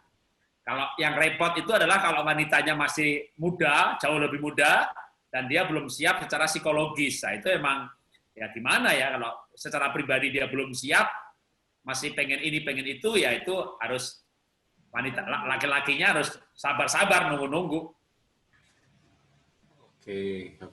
Ya. Oke. Kita lanjut ke pertanyaan berikutnya ya. Oke. Waktu sudah mungkin kurang setengah jam lagi ya. Sudah 8:30 ya, cepat sekali. Teman-teman yang masih mau bertanya masih ada kesempatan, walaupun mungkin nggak semua bisa kita sampaikan karena mengingat waktu. Itu, jadi kalian bisa langsung chat di kolom chat ya. Ini saya bacakan ada pertanyaan titipan juga. Bagaimana hukum kekristenan menilai tentang orang yang balikan dengan mantan gitu ya, CLBK. Cinta lama belum kelar gitu ya. Gimana itu Pak Jarod dan Ibu? Ya kalau balikan sama mantan pacar masih oke ya, tapi kalau sudah menikah balikan sama mantan istri nih. Nah ini yang dijelaskan lebih terinci. Ya, kalau menikah lalu CLBK itu namanya selingkuh ya kan. Tapi kalau pacar putus lalu udah berapa tahun begitu, lalu nanti nyambung lagi, nggak apa-apa sih, namanya pemulihan ya, nggak apa-apa kalau memang Anda terima gitu ya. Putus nyambung lagi, putus nyambung lagi, putus nyambung lagi. Namanya cinta diuji oleh waktu, cinta diuji oleh masalah. Ketika nyambung lagi Anda mau terima, dan dia mungkin putus itu ketemu orang lain, lalu dia sadar bahwa dia mengkhianati yang terbaik, lalu dia balik lagi. Jadi ya sebenarnya nggak apa-apa ya, balik lagi itu nggak apa-apa. Tapi kalau sudah menikah, udah nggak, itu memori si mantan mesti ya gimana, namanya mantan tuh nggak bisa di-delete ya. Otak kita tuh nggak ada fungsi delete. Begitu Anda menikah, nah si mantan itu ya dijadikan perbendaharaan aja lah. Oke. Dilupakan juga nggak bisa gitu ya, tapi di delete juga nggak bisa. Otak kita nggak ada fungsi delete, tapi nggak boleh nyambung kembali dengan si mantan kalau sudah menikah. Iya. Siap. Gitu. Oke. Lanjut. Kita lanjut bacakan pertanyaan ya. Ya. Ada yang dari ini? Ya, dari saya. Oke. Apakah ada batasan waktu yang ideal dari PDKT, pacaran ke pernikahan? Berapa batas waktu idealnya mungkin? Ya, idealnya pacaran tuh 2-5 tahun ya, supaya kita bisa mengenal karakter masing-masing. Di bawah 2 tahun masih kurang pengenalannya, tapi di atas 5 tahun sudah rasanya udah terlalu lama dan nanti akibatnya berantem ya, merasa sudah saling memiliki, nggak boleh ini nggak boleh itu, padahal belum jadi suami istri ya. Jadi saran saya sih 2-5 tahun itu yang ideal. Kecuali lagi ya, kecuali umurnya wanitanya udah 30 plus.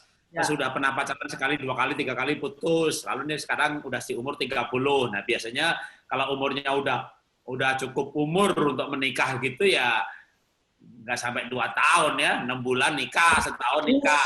Yang penting begitu ya. Kalau pacarannya waktunya kurang, maka harus siap-siap kalau nanti menikah ada konflik, jangan menyesal, tapi hadapi dengan dewasa. Kalau pacarannya lebih lama, beruntungnya adalah mengenal karakter yang lebih baik, itu pun nanti menikah masih ada kejutannya karakter yang lain yang muncul dari pribadi yang sama. Tapi kalau pacaran pendek ya untungnya apa? Untungnya menikah nggak putus gitu kan. Ruginya ada kagetan-kagetan yang juga dari segi kepribadian.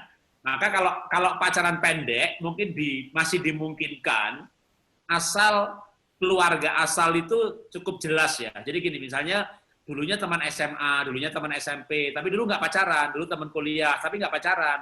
Kita tahu siapa orang tuanya, tetangga atau kakeknya juga tahu. Jadi asal-usul keluarganya cukup jelas. Itu masih pacaran pendek masih oke. Tapi kalau kenalannya di Facebook, di Instagram,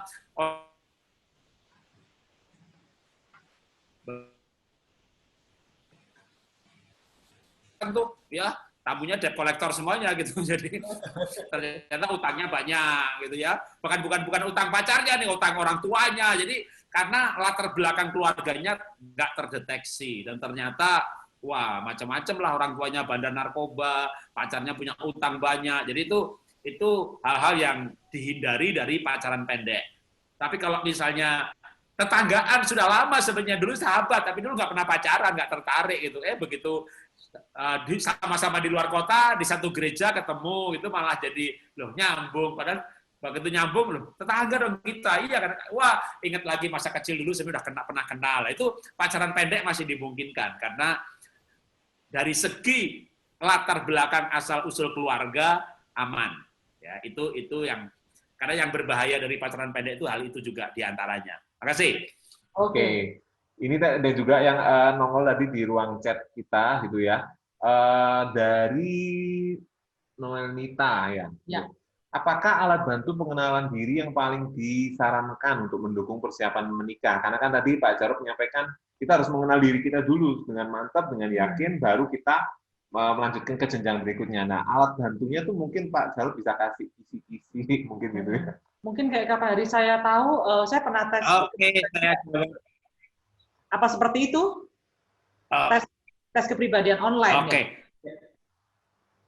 Ya, ada beberapa bisa dipilih salah satu saja, nggak usah semuanya ya, kecuali ada masalah atau kayak anak mau memilih jurusan atau kita mau pindah pekerjaan, itu kan hal yang cukup serius dan keputusan yang sangat penting, maka mungkin perlu assessment secara profesional lengkap. Tapi kalau untuk mengenal diri sendiri, maka sebenarnya ya tes-tes yang secara online tersedia pun sebenarnya cukup memadai, asal mau belajar lanjutan. Jadi misalnya kepribadian itu kan bisa didekati dengan beberapa ilmu, misalnya temperamen dasar, berarti sanguin, pragmatik, melankolik, kolerik. Atau ilmu kecenderungan perilaku, dikenal dengan DISC, dominan, intim, stabil, cermat. Atau ilmu foto karakter, merah, kuning, hijau, biru.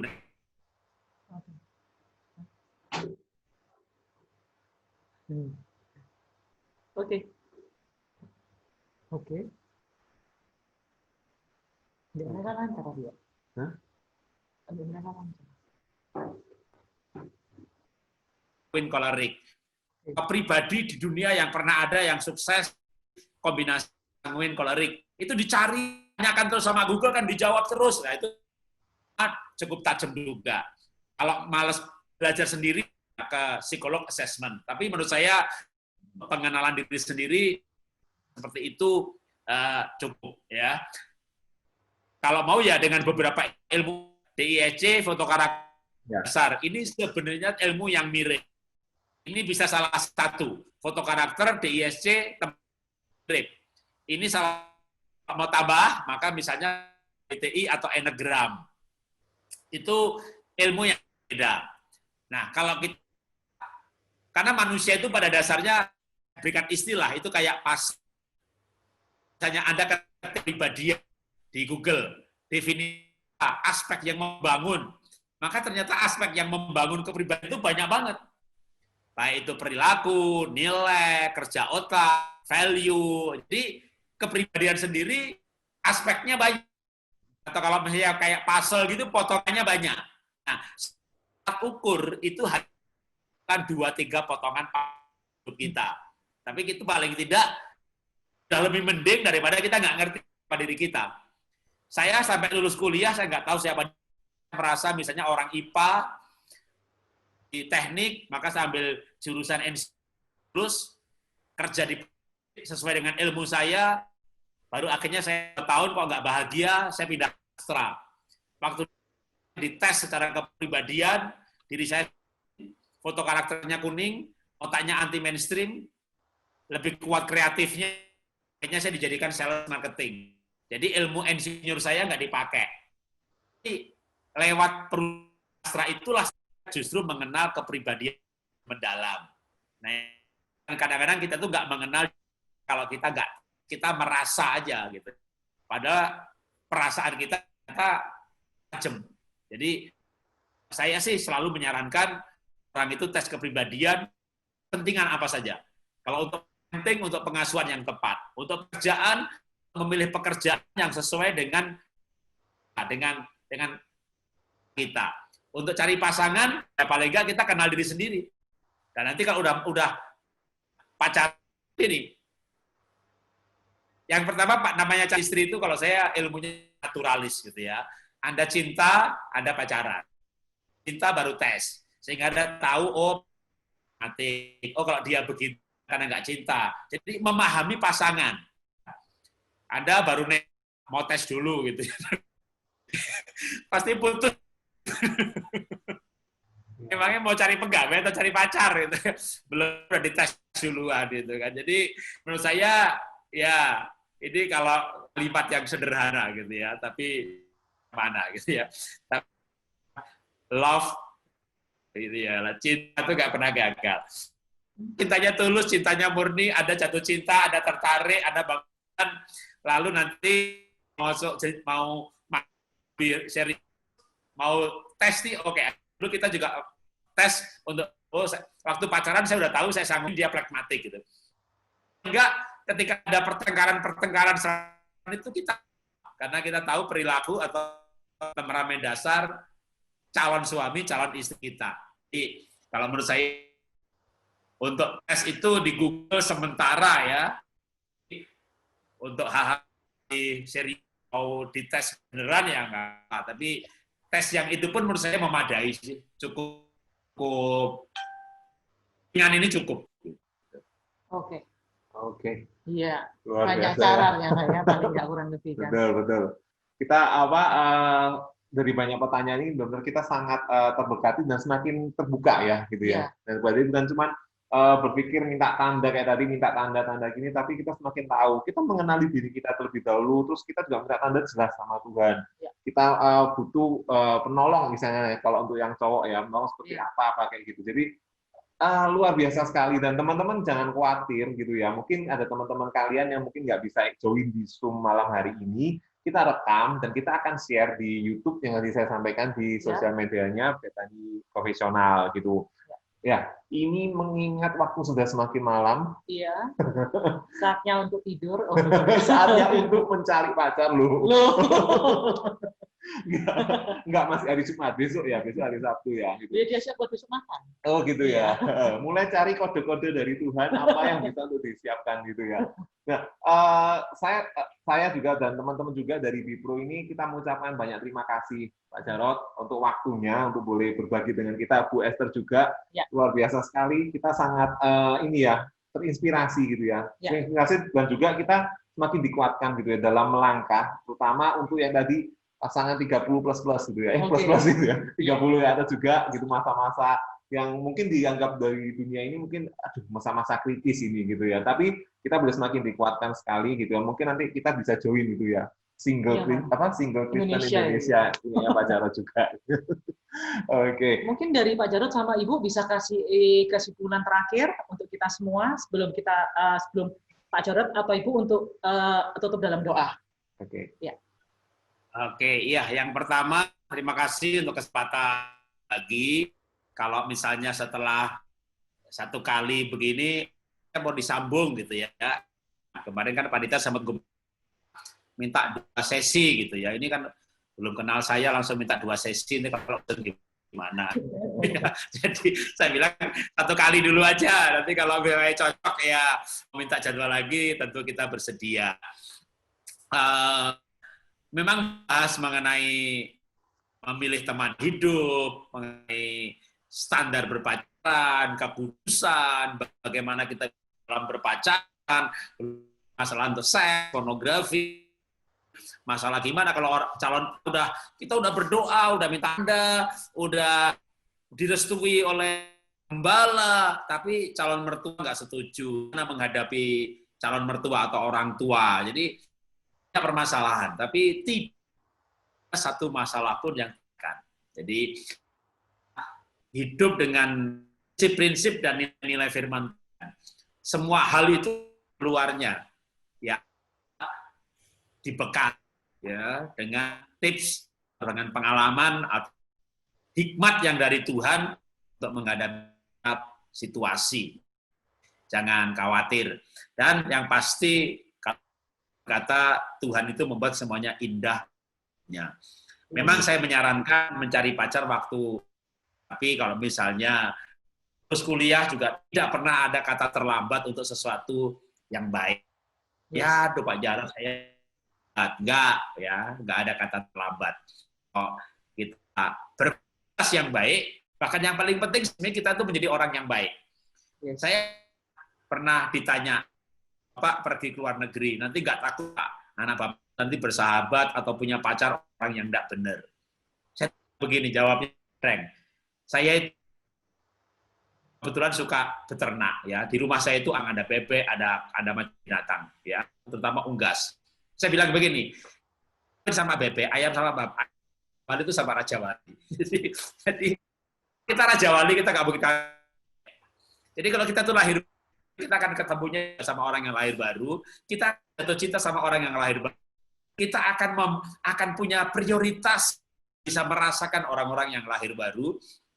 Istilah saya itu spesies satu komunal. Spesies akan ketemu dengan spesies yang lain. Saran mungkin bahasa pakai kata-kata spesies. Seperti gini, pastikan orang baik, pastikan Anda bergaul dengan Tuhan, Anda jadi orang baik-baik, nanti pasti Anda akan ketemu. Ya, kalau ganteng saya nggak berani jamin. Dan itu soal selera ya, tapi Anda nggak perlu khawatir misalnya melihat pernikahan dari orang tua atau tetangga yang ternyata menikah itu kayak petaka, kejebak, daster. Sekali lagi, satu spesies, satu komunal. Spesies yang sama akan bertemu. Nah, ini dianggap sebuah prinsip. Anda sungguh dengan Tuhan. Anda sungguh-sungguh lahir baru. Tuhan pasti nanti, Tuhan itu akan Nathan aja yang paling mahal diberikan jodoh, enggak sih? Jadi pasti akan mimpin kita. Itu sebuah kepastian. Yang penting kita mau dipimpin juga. Nah, maka pimpin itu yang saya ajarkan ada seperti minta tanda. Lalu ada langkah lanjutannya sih sebenarnya, diam diri, lihat bagaimana tuh kerja dengan tanda-tanda itu dan seterusnya ya. Nah, bukan kalau sudah pasti ya, pelajaran kita selesai, Anda selesai gitu ya, sebelum masuk nanti sih mau ditentukan kapan diumumkan lagi, Anda bisa membaca buku saya. Saya nulis buku judulnya Seks dan Pacaran. Lengkap banget, super lengkap. 280-an. Jadi judulnya Cinta, Seks dan Pacaran. Ada di Google Play. Jadi ada e-booknya. Kayaknya sudah habis. Tapi kalau ke Google Play, lalu ke Cinta, Seks dan Pacaran ditambah dengan nama saya, nanti pasti muncul membaca. Kalau ada sesi lanjut, kalau sudah pertanyaannya lebih tajam. Jadi, baik ada sesi lanjutan atau saya merekomendasi Anda belajar secara mandiri ya. Tuhan berikan dulu ke host. Oke. Ini sebelum kita tutup dengan doa, kita mau bacakan pengumuman lagi ya. Oh iya, Kita akan bacakan pengumuman. Ada beberapa program dari Bipro ini selain acara ini ya, yang couple ini, itu single ini, kita ada program-program yang lain, yaitu yang pertama kita akan membacakan ini Minggu depan, Jumat depan, tepatnya tanggal 11 September 2020 jam 7 malam, ada program namanya BITALK. Jadi kita akan membahas masalah creativepreneurship gitu ya. Yes. Mengapa entrepreneur itu butuh kreativitas? Yes, tanda gitu. tanya. Tanda tanya, betul, tanda seru ya. Iya. Dengan narasumbernya Bapak Pendeta Samuel Samuel Sianto. Nah, gitu. Akan banyak hal yang akan dikupas dan sangat-sangat menarik. Menurut saya sangat-sangat excited juga dengan tema ini. Jadi jangan lupa, tapi kita bertemunya tidak melalui Zoom, kita melalui IG Live di Bipro Manyar gitu jam 7 malam. Oke? Catat teman-teman tanggalnya. Terus next. Ya, next. 2 minggu lagi ada effective communication ya dengan narasumber Kak Agnes ya, atau presenter GTV. Oke? Oh ya, GTV, right? Oke, ya. Ini juga di IG Live ya, Bipro Manyar. Di follow yang belum follow ya, supaya bisa mengikuti. Karena kita tiap minggu pasti ada acara. Pasti ada ya, acara. Kita ada acara ya. Semoga dari setiap acara yang kita buat ini bisa memberkati kita semua. Gitu ya. Nah, ini juga tak kalah memberkati gitu ya. Karena berbicara masalah badan yang sehat di dalam tubuh yang kuat terhadap jiwa yang sehat. Begitu ya. Salah kan? Ya, anggap aja gitu lah ya. Ya, programnya namanya Be Healthy gitu ya. Setiap hari Sabtu besok pagi jam 9 pagi ya. Gitu ya. Di rumah kalian masing-masing kalian bisa join dengan namanya Tabata Workout with Miss Riva gitu ya. Jadi kita berolahraga bersama gitu ya. Kita workout bersama dan yang pastinya kita sehat bersama. Amin.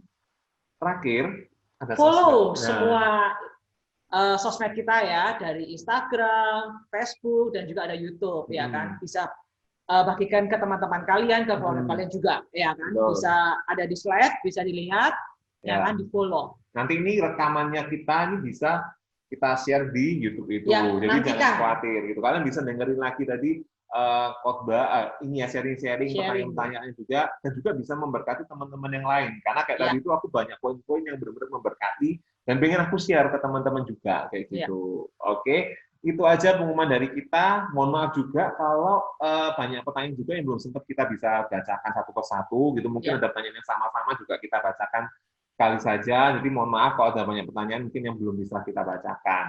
Terima kasih juga untuk hampir tadi sekitar 50-an partisipasi dari teman-teman. Thank you. Dan ini aja yang bisa kita sampaikan. Kita akan mengakhiri dengan doa. Mohon untuk Bapak Jarod untuk tutup dalam doa bersama dengan kita. Dan jangan lupa nanti setelah doa jangan live dulu ya, kita mau foto studio dulu, oke? Oke. Nah, mari doa. Bapak, kami mengucapkan perbincangan kami pada ini, kiranya apa yang kami katakan, teman-teman semuanya bisa menangkap yang ada, bagaimana mempersiapkan pernikahan dengan memulai cari teman hidup dan menjalaninya berpacaran. Kami sama Tuhan Yesus buat muda yang belum mendapatkan berkati pergaulan mereka, berkati persahabatan mereka, sehingga mereka boleh mendapatkan teman hidup yang dari Tuhan, bisa menjalani pernikahan dengan bahagia. Terima kasih Bapak, dalam nama Tuhan Yesus kami sudah berdoa bersyukur. Amin. Amin. Thank you Pak Jarod. Boleh teman-teman bisa nyalakan semua videonya. Ya. Siapa tahu kalian menyalakan video ini, kalian tahu sudah ada inceran mana. Oh, luar yang ini, biasa. Ini ya, kok yang ini, kok ini ya. Nah, mungkin kalian bisa langsung chatting. Tapi juga ada yang iklan ya rasanya ya. Iklan tadi. Kalau mau ini, Oke, semuanya sudah boleh nyalakan videonya masing-masing. Oke. Kita mau gaya apa ini? Kita mau gaya dada. Renang. Oke, jadi kita mau apa mau ini? Sarangnya yuk. Bosen ya, sudah ya. Oke. Kita pertama senyum dulu. Oke. Oke. Semua sudah senyum. Oke, kita akan apa ini ya? Oh, Bipro aja deh, semangat aja ya. Semangat mencari. Oke, mencari. Kita kepalkan tangan dan kita beriman. Oke. Ini tanda kita beriman ya kan? Oke teman-teman, semua kita kepalkan tangan. Yang sudah punya istri sama suami nggak boleh beriman lagi untuk mendapatkan yang baru ya, nggak boleh ya. Ini beriman untuk terus menyelesaikan sampai akhir. Oke. Oke, dalam hitungan yang ketiga kita akan capture bersama-sama teman-teman semua. Oke. 1, 2, 3. Oke, sekali lagi ya. Tahan sebentar, tahan napas, tahan Ini perut bukan kita. tabata, Bukan ya. besok. Oke, tahan perutnya. Oke, tahan perutnya. Oke, lagi ya, sekali lagi ya. Kita kepalkan tangan. 1, 2, 3. Oke. Sudah? Sudah? Oke, sudah. Oke. Cukup. Lepaskan. Oke. Lepas keluar. Lepaskan. Selamat malam buat teman-teman Terima kasih semuanya buat sudah semuanya bergabung. yang sudah join. Stay healthy, stay Yes. at home, dan juga terus menjadi berkat dimanapun. Dan selalu kita. percaya sama Tuhan Yesus ya. Amin. Oke. Sampai See jumpa. you. Bye-bye. Bye-bye. Thank you, Pak Jarot. Thank you.